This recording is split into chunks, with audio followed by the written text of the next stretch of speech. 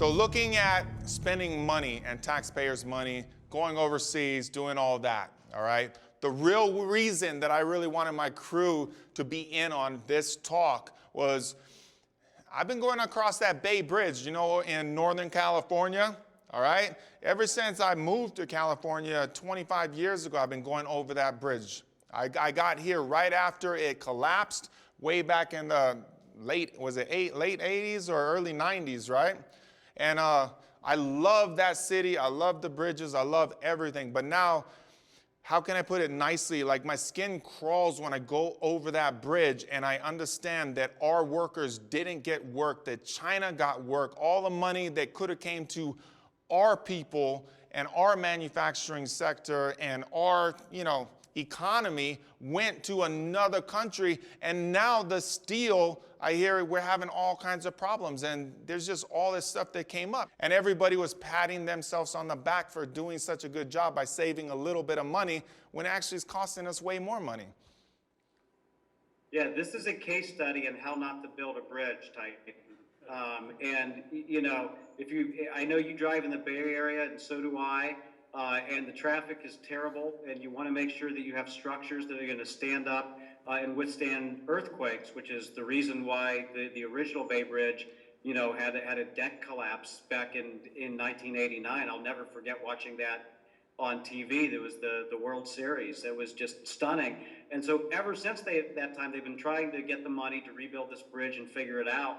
And so finally, about 10 years ago, the state of California made some plans to do it, and they decided to save a little money that they would skirt federal Buy America laws, because if they got money from the feds to do it, they would have had to use American steel, and they would take those state tax dollars and strike a deal with a firm in China that had never built a bridge before, but said, hey, we're going to save you $250 million.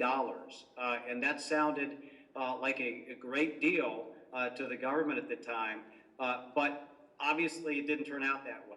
And so now we have a bridge that's open, the traffic's going across, but there are questions about the welds, there are questions about cracks in the structure, and not only that, Titan, but this bridge was delayed, and it ended up costing, instead of saving $250 million, this thing ended up costing about $400 million more than they had originally estimated it to be. $400 million.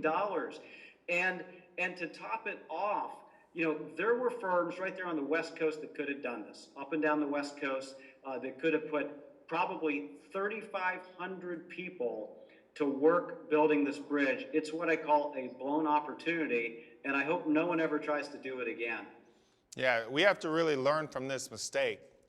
You just talked about the bridge collapsing, and we wanted to rebuild it. I mean, that's almost like a sick joke that we have to go to another country and have them rebuild it. We're not fixing anything because we're not doing it with American quality, right? If we want to protect our people and our workers and take care of our economy, then we should be doing it because we're the best at it, right? You got it. They had the Caltrans, which is the state transportation agency, which was overseeing the project. At one point in time, they sent a guy to China so often to check on the bridge building that he racked up 400,000 miles in frequent flyer miles from going back and forth, which is unbelievable. And look, it's a shorter drive from the Bay Bridge, either up or down the coast, and that an American firm is going to do it right. I was just shocked when I first heard about this, that it was being outsourced to China. And then I asked around, and I actually found some fabricators and some steel makers who said, yeah, we bid for this, and we could have done it. We would have had to build a new facility, but we could have gotten it done. But Caltrans says, well, we don't want to wait for you. And we can get it done cheaper in China. And look, this is just a lesson in how not to do it, that even if you're chasing that low price, you're going to get what you pay for. You're going to get a cheap product that could be inferior. And it's kind of scary to think what could happen. I think that I read an article when it was being built, and or maybe a little bit after it was being built, and I'm thinking, and I could be wrong, but I think it was about 7.4 billion that it cost initially, and we had bid it at about 7.8. And that also, I said it before, but that doesn't make sense, because even at 7.8, we put it back into our workers, we pay taxes, we put it into our economy and stuff. So it's really just a straight up lose-lose all the way around, right? Yeah, and it doesn't have to be this way. Across the coast from you in New York, the Tappan Zee Bridge, which is a famous bridge over the Hudson River, is actually being rebuilt, and they're using American steel for it. Awesome. They said, we're going to do this the right way. We're going to make sure the workers are paid well. We're going to make sure we're getting quality product, and we're going to reinvest in their own economy. And I'm looking forward to driving over that bridge. I have to say, I have family in the Bay Area.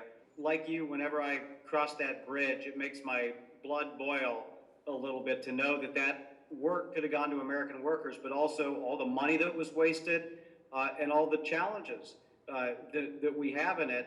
And it says to me that, we need a lot smarter policies. We have some dumb policies at the state and at the federal level that make it hard for you and for your workers to compete with all of that.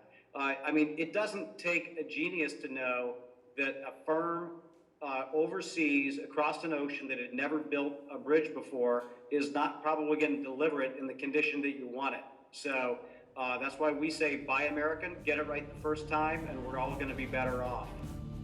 Absolutely, Scott. I could not agree with you more.